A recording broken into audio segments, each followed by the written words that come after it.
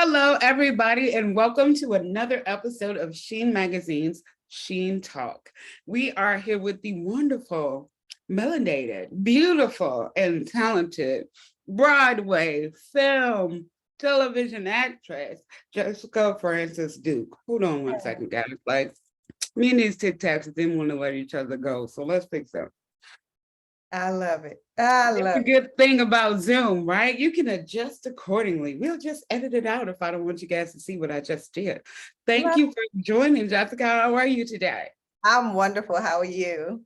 I'm great. So first things first, this is a fashion and beauty publication, and your skin is fantastic. Thank you. Thank you so before much. we get into anything really cool that you do all day, because your life is really cool, can we talk about how you keep this skin so fantastic? You look amazing. What's your regimen?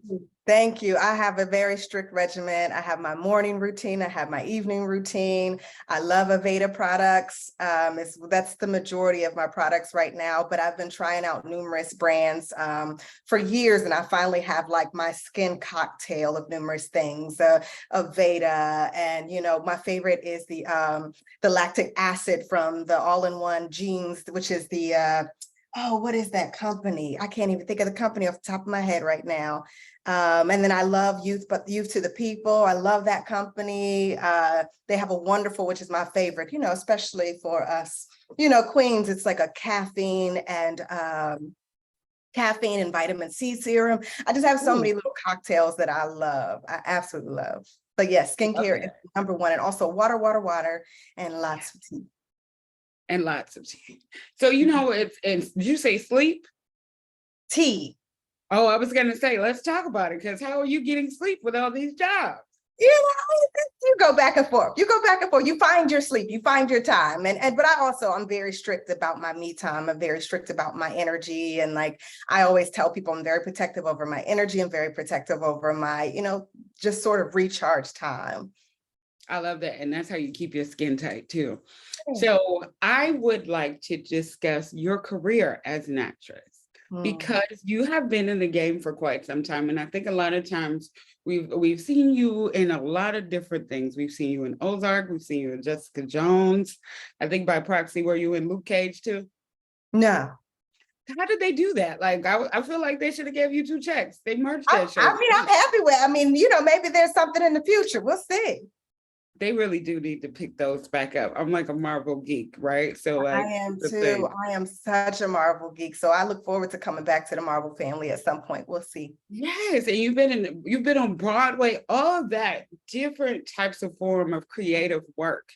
What would you say is one of the key takeaways that you can associate with your ability to keep at it, to keep going, to continue this work?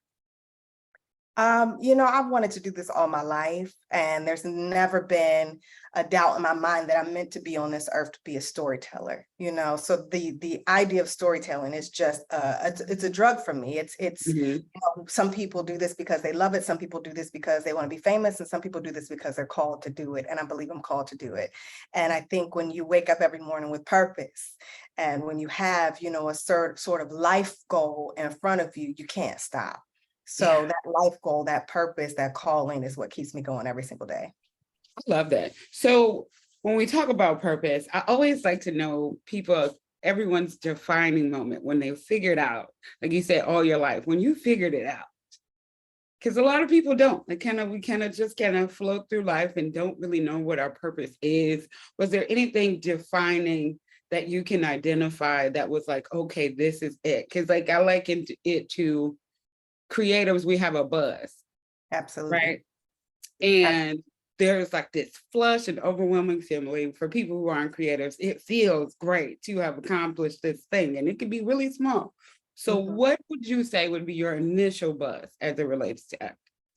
Like I said, I've been doing it forever, and I was in the, performing arts troops and the drama clubs and everything in school. And then, majored in it in college, went to grad school, got my master's, but it was still at that time something I loved to do. And then I went to New York to see my first Broadway show, and I saw Heather Headley, the queen, play Aida. And I was sitting in the audience, and to see this one Black woman on the stage, on this huge Broadway stage by herself. She was singing Easy as Life. And I was watching her, but I couldn't stop watching the audience. And I saw all these people like affected and crying and just like moved. And I was like, she is affecting change as we speak. She is changing these people's lives, whether they know it or not. And these hundreds of people are going to walk out of this theater tonight and be changed. And I was like, that's what I want to do. Like, I want to be able to affect the world, change the world, all that other stuff I do, and what, the gifts that God gave me. So that was the moment. Heather Headley, Aida on Broadway. Yo, I've never been to a Broadway show. Ooh, yeah. I mean, we have Chicago on Broadway, and a funny story, I was in college, and it seems like everybody who was like every great Broadway show was in Chicago while I was in college. So my mom and my sister saw The Lion King, they saw Color Purple, they saw everything without me. So I've never seen a Broadway show. Yeah. It's a joy to see. And so with that though, like, what do you feel like is it important culturally for our people to be exposed to musicals and plays and that type of art? Is it vital in your opinion? I absolutely do think it's vital, but I think the industry has to meet us halfway. Because there are a lot of us that come from communities that don't necessarily have that access, don't necessarily have the funds to go to a Broadway show. And you see numerous producers and numerous theaters and different things like that that are starting to reach out into the community and give that space and sell those, $30 tickets or the $15 tickets for students or different things like that. So I think the industry is starting to try to meet the community halfway, but it does take both sides of it, because I didn't have that access. My parents didn't have the money to take me to a Broadway show or even take me to DC theater. Like Arena Stage was 15-minute drive away, and it's one of the top theaters in the country. And I think I saw one show there, but then, that was through school. And I asked my mom or my dad to take me to certain things, but it was like, some things we can't do all the time. And so that's because the tickets sometimes are so expensive. They are. And I didn't know, because I was a show choir nerd in high school. Yeah, show choir. I did classical piano and show choir as a kid. So I was like, outside of the framework of, typical Black child, allegedly, right? And the first show that I did get to see was Alvin Ailey. Oh, wow. And I was like, is this what Black people do? We do this, we can create these things. Absolutely. So I agree. I think it's one of those things that it's like, given the opportunity, we should be exposed to it, because you never know how it'll change you. Of course, I didn't become a dancer, but at the same time, it allowed me to understand that we can create anything whenever we want, however. So I love that. And in the tone of creation, you have a new project that you're actually filming, or that you've already filmed right now. Let's discuss that. Yeah. It's all about creation. So let's go into detail about that project. From what I remember, it's going to be on, tell me the network. HBO. Max. The name, it's Max. Okay, it's going to be on Max. And can you tell us about Gray Matter and how you got aligned to the project? I got the audition, and like you get any audition in, and I always read the breakdown first, like what producers are involved, writer, director, all that other stuff. And I saw the producers involved with the entire project, Project Greenlight, as well as Gray Matter.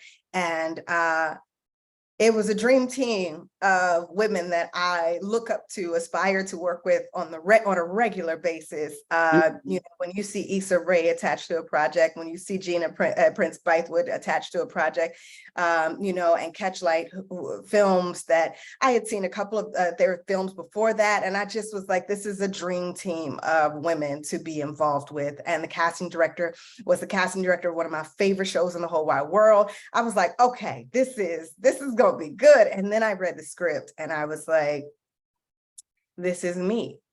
And there are a lot of scripts where you go, okay, well, let me find the role, let me find how to play this. And I was like, I just have to dig into the darkest places of myself for Isla and do this audition. And it was one of those auditions that I did. And I just, I felt like I knew. I felt like I You knew. felt like you killed it. You were like, this is it. Yeah, I was like, regardless, I'm going to be working with somebody. It might not be on this project, but I can't. Right, they're going to call me. These girls are going to call me eventually. I'm going to get a phone call from somewhere. I love that because it's like you don't know, but you kind of like, you're like, yeah, I feel like I did something. Yeah. That's what we were talking about earlier. Yeah. Important to feel it, right? And that Project Greenlight is really cool because, like you said, there are so many women creators and producers attached to it. And the fact that it's being picked up on a major network, I mean, a major cable network or a streaming platform, it's so often that our stories end up, and no shade to this platform, a Tubi or something like that, where we can't get the exposure and the access to a wider audience. Yeah. And I like that this project, I haven't been able to see Gray Matter yet, but I know it's got some sci-fi Afrofuturism going on in it. What does it feel like for you to create something that was, I guess, outside of the framework? Because you have done this before. You have done things that are outside of the framework of the typical no shade police drama or something in that in framing. What was that like for you? You know, again, when I read the script, to be discussing the idea of trusting your power, to be discussing the idea of how to let that power be in you and use it for good and all these other things. There were so many messages in the script that I believe so, deeply in. And then also being a nurturing figure. I'm not a mother, but also to play one, and be such a nurturing person. It was just I was a kid in a candy box, and the best thing to me about this project and the fact that it's sci-fi, it's led by 2 Black women.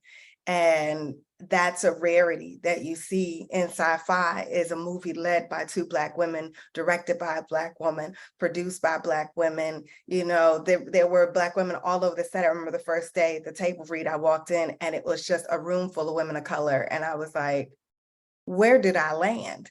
and it's sci-fi. Like, when do you ever, those things haven't always combined. I don't even think it's normal for there to be 3 women on set, let alone like a Amazonian utopia type of situation. Right. This is it. I just believe it's such a beautiful story, and the mother-daughter aspect of it, and a Black woman teaching her daughter how to use her power. I was hooked, I was floored, and it was all up my alley, so I was ready. Love it. And I want to get back to your artistic techniques, if you'd like to share any, because I mean, they're yours and that's important. But you talk about not being a mother, but I think that a lot of women have a nurturing capacity within themselves. But as you were preparing for the world, was there anything specific that you sought out as far as your research during the process? For me, first, it was the layers of the character. There's so many layers that you meet throughout the movie. There's like 8 different layers of her that are sort of written almost as if it's different movies within one movie. It kind of reminds you a little bit of Everything Everywhere All at Once, where you're getting thrown into different dimensions at some point.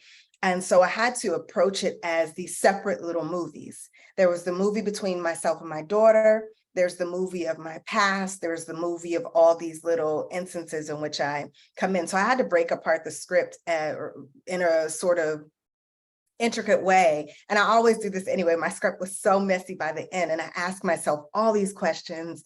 I asked myself like 20 questions a line, and then when I get to set, I have about 3 that I've landed on. And then I get with the director, which Meko was so wonderful. And she was so open and she was such a nerd like me. And so we would be like, well, what about this? And so with astral projection, like if you think about it, astral projection is like, and we had a wonderful Zoom conversation before we even started the process, in which we just sort of nerded out and talked about all the worlds that this existed in, because we're also like huge sci-fi fans, you know, and down all the way down to comic books. So we just thought about all the possibilities, and then I went home and like just broke every single thing down of what it could be. And that's sort of where I start. It's just questions, all the questions, and then every answer is possible. And then when we get in there and we shoot, I'm going to try everything that in those questions and answers that myself and the director have kind of landed on. And then also with Mia, who was Aurora playing my daughter, it was fun to have somebody who was so sophisticated and so grown. Like I was more of a kid than she was. Listen, the young actors are like far more mature than the adults in most cases. They scare you like a little bit. Exactly. An interview where you can watch it. The kid that played Emmett Till in the new movie, the child was 15 years old. I felt like I was talking to a 50-year-old. He was so mature until we started talking about video games, because I had to pull it out. I was like, I need to get them. But like the wealth of knowledge and the way that they create now, these young actors, they're far more mature than anything that you could expect from a kid. Like they're so ready, they're so poised. And she was so ready to play. And come from theater, that's I love to play. I can't come in and just be like a robot. Like I need to have, if you tell me it's green, I don't have the 24 Crayola box. I got the 136 Crayola box. I'm gonna give you 10 types of green. They'll be like, no, I said it was green. I'm like, I know, but it's forest green and it's winter green, and you know, and she was just like, let's play. And we had a great time. I feel like I should have hung out on this set, and I'm really bummed out I didn't get invited, because I would like to geek out with y'all. That sounds like such a fun time. We had an absolute ball. And is there anything that you would say as a veteran actress that you feel like women, I'm going to get very niche, so Black women actresses should know going into this industry? Because I'm sure there's a lot of things. So maybe we could drill it down to like 3. 3 things that they would, valuable information that you wish you were told that you learned throughout the process. Number 1 is know thyself. Not what you've learned to be, not what your core group of people want you to be, not what the industry wants you to be, not who you see is working the most, not who the person you look up to. Like, know thyself, because you are the most authentic person you can be, because nobody can be you. You know, like your upbringing, your background, your, you know, down to everything that is uniquely you. Like, know that. And that is what's going to make you succeed. You know, the minute you try to be something else, then you're doing what everybody else is doing. Like, you gotta be you. The second thing I would say is stand in your power. You know, trust your power, which is the whole theme of the movie. I think sometimes we are muted and we are sort of, you know, shaded out a little bit. And then we accept that and we walk around like that because we don't want to cause problems, or we don't want to be difficult, or we don't want to be, you know, too loud, or we don't want to be, you know, too whatever, intense, or, you know, all this other stuff. And if that's you, that's you. You know, as long as you're doing your work and you show up ready to play, like, who you are is who you are, and you don't have to make any excuses or change that. And the third thing I would say is support each other. We gotta support each other. I think for the longest time, it wasn't that many spots available. So when you meet another Black actress, sometimes it's like, uh-oh, are we gonna be, you know? And I think the best thing to know is that nobody can take what's yours. You know, what's for you is for you. And if one wins, we all win. And sometimes I tell people, I'm like, if you're looking at somebody and you're like, why they got what I want, that's nothing but, it's hard to take it there, but it ain't nothing but God or the universe or whoever you believe in showing you what's possible, and that is right around the corner. I love So that. I that's what I love all feel. those. And I think they apply to any work, Mhm, really, because we mhm. have to step in who we are all day. That's who Absolutely. we, I mean, the change or trying to augment it would only, it does not work out in our favor in Mm, any way. It really mm, doesn't. mm. So you, the funny thing is well, it's not funny. The streaming platforms have created a new way to create content. Like you said, I mean, it used to be a time where there was like one big Black movie and everybody had to audition for that one film or that one television show. Now there's so many opportunities for creators to create in all facets. How do you Absolutely. feel about the change as far as like creation and how it works now? You know, I look up to people like Jordan Peele. I look up to people like Issa Rae, like Quinta Bronsdale, where it's just like that have started with, I'm gonna do this YouTube video and I'm gonna bring my friends in. I'm just gonna create and share my art, you know. And I think that there are so many people right now that I follow on Instagram. I had somebody send me a DM last night, was like, how do I become an actor? And I'm like, you have more followers than me. You use the people, like the people that you 'Cause have, use them. they're looking at those numbers. Right, they're looking at the numbers, but at the same time, I told him, I said, I follow you and I love you. So Mhm, continue doing what you're doing, create, you know, don't just create little bits at a time. Like pull your friends together, you know, and people are shooting things on iPhones now. Like, you know, we mhm, have these tools, we have access and we have stories. And I think a lot of times people are going, oh, well, I don't know if what I have to say is important enough. And it's like, no, yes, there are people out here that are so successful, mhm, because they knew they could. You might yep, have something that might be better than them, but they knew they could. So that's mhm, why they're succeeding. So you gotta just like, you gotta trust yourself and you gotta trust your art. And as many times as you put something out there and it fails, that's the closer you are to that success, you know, the story. And I just like, I currently have at least 6 scripts in my computer right now, so that when that time comes and somebody goes, what do you want to do? What have you been working on? What is your aesthetic or, you know, vision? I could be like, here you go. yep. Let's shoot. Let's shoot. It's ready. My question for you about the scripts is, how many times have you came back and revised them? That's the hard part. Mhm.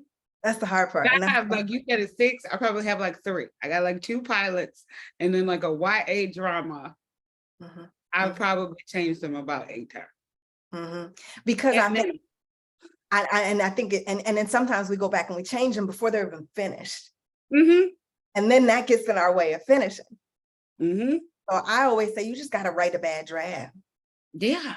You got to write a bad draft. You got to write a horrible thing and let it be horrible and bring your friends together in your living room or whatever and have them read it, but finish it first. You know, Mhm, don't try to make it perfect. Don't try to make it, you know, like or like an example that you have in front of you. Like write the story that you want to write. Who cares what anybody thinks about it? Listen to it and then assess. You mhm. know, because no shade, there's a lot of bad stuff out right now. You know, That's so why can't really, yours be bad on the first listen, that's getting picked up. And you're like, huh, that place? they put the stuff in. Okay. All right. And the Maybe I crazy shouldn't. part, and the crazy part is when it's something that you had an idea about and it's in your computer. And it's way better. And you're like, oh, why didn't I do anything? Why didn't I make the call? Mhm. Make the call, y'all. If you're watching us and you get anything, make the call. Send the email. The Yep. worst somebody can tell you is no. Yeah. That's the worst that could happen. And I love that word. Yeah, because It's a challenge. it's a leverage point. It's the starting point, really. Because you can't go anywhere before the no. Absolutely. Absolutely. I tell people, I say you measure your no's based on the level in which they were received. Mhm. And so if you get a no from the biggest artist of all time, you got close enough to get to the biggest artist of all time for them to tell you no in the first place. Mhm. Mhm. That's a good no. Yeah. Yeah, I love Had a that. lot of good no's. I've had a lot of great no's that have led me Yeah. to successes. I have one that is so good. I'll tell you offline, girl. It's amazing. So best know it. But still no. And it can fuel you also. Like that's another thing that's important. And I mean, listen, I feel like I can talk to you all day because we haven't even Let's get it. Let me just get some coffee. We could I just. was like, girl, listen, did you have lunch? Because I love it. I'm all the way. You can come on. We can figure it out. tell you, like Rooftop. I'm gonna work this out, but I want people to understand how important it is to support you, to support Grey Matter and the Greenlight Project. Not necessarily the platform itself, it's the fact that we're on it, and it's the fact that the quality of this film and the quality of what you're making is not in the typical trope. It's not like goofy sitcom situation. It's something that we get the opportunity to see, that is something that is rare for us to watch and to do. And as much as your fans are watching, and they're probably, when we post this, they'll be talking about how much they loved you in Ozark, which I'm sure they did. This is really major. Like, this is really cool to me. Thank The you. fact that you get to do this, and the fact that you get to do this kind of work is it's awesome. Like, I really appreciate you saying yes to that audition. Thank you. Yeah. I mean, I felt like, you know? And so anything else that's coming up that you'd like or that you can share with us? Because I mean, you know, you're an actress, you're working. Right. There's nothing I can share at the moment. But I'm just, so thankful that this is about to hit next week. And I just can't wait for you to see, both Grey Matter and Project Greenlight, and to watch with Project Greenlight, watch these women work, and women and men. Of course, there are also men on set. Sorry, guys, we love you too. But it was my first time being in that type of environment with all those women of color. And I just can't wait till you see every single person doing their job. We had head of the costume department, head of, hair, head of makeup, head of stunts, head of, all these things, just women of color. And it was just a beautiful, beautiful experience. And I had the best time I've ever had. It was just amazing. And then as far as Grey Matter, I just can't wait to take you all on the ride. So wait, before we go, I think you guys need to understand the importance of what Ms. Jessica just said. She said, Black head of makeup and hair in a film. So for those of you that aren't aware of this, that is an extremely rare thing. A lot of actresses are doing their own hair sometimes. Women of color are doing their own hair because they don't understand it. So having that is like, it shouldn't be a luxury, but it really can be, right? Yeah. Yeah. I mean, women of color were running that set, and everything got done well, and on time and without issue. I'm sure, everybody has their kerfluffles or whatever while you're shooting, but to get in a makeup chair and close my eyes and not have to think, or not have to actually, and to sit in a hair chair and be able to relax and just focus on my script, and not have to worry or have anxiety about anything is a joy. And I've had that experience before, but it's not the majority of my experience. So yeah. Well, praise the Lord. Okay. Sorry, y'all. Praise the Yes. What date is the film Grey Matter coming out? When do you know the date that it's going to be debuting on HBO, on Max? I'm sorry. Grey Matter will be coming out on Max July 13th, along with Project Greenlight, July 13th. All episodes drop, the movie drops. It's going to be a smorgasbord of genius. I can't wait. I can't wait to watch it. Binge it. We can watch it over and over. Please do that. Support us, support Black women, support this project. Yeah. We are here with Jessica Francis Dukes. She is amazing and brilliant. She's a Broadway actress. She's getting awards out here. She's very brilliant. Her skin is amazing. Thank you. You guys can support her. And you can support her by following her on Instagram and Twitter. What are your handles? Or wait, are you on Twitter still? I am on Threads. There you go. It's popping in there. I'm on Threads with the cool people. Yeah. But I am also on Instagram, Jessica Francis Dukes. My whole name, same on Threads and all of that great stuff. So yeah. Yes. So enjoy Threads. I'm having an okay time so far. It's been a day. I'm still on Twitter, but I think I'm gonna start to move on over because they took away the, verification and all that other thing. And I just, it's a little shaky right now. Very shady over there. It is. Well, thank you again for talking to me today. Thank I you. can't wait to see it. I'm gonna like DM, I'm gonna thread you and let you know how I feel about the film. I'm gonna love it because I'm a geek for real. So it's gonna be amazing.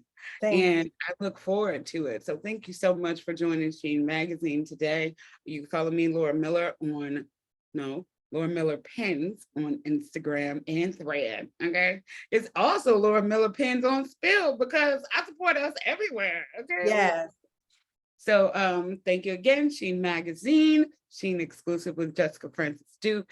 Check out Gray Matter and the Greenlight Project on Max on July 13th. You don't have much time. Prepare yourself. Set your reminder. Talk to you soon, guys. Thank you. Bye.